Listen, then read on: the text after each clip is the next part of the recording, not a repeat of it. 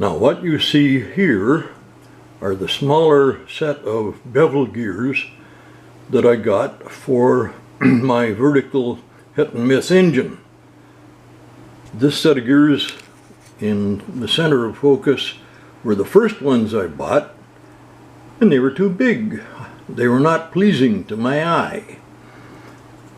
When I buy these things, I'm never absolutely sure what the spacing should be from the center of one gear to the back side of the other.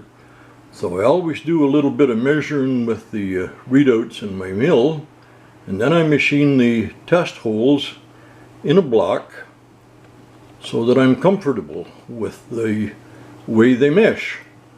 Because before I build any more on the engine itself to support these gears, the center distances are quite critical, and I have to know that. Now don't worry too much about this sprocket. I only stuck that on there for a handle because my fingers are a bit too wimpy to turn the shaft by itself.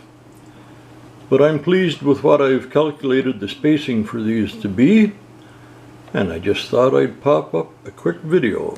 Thanks for looking.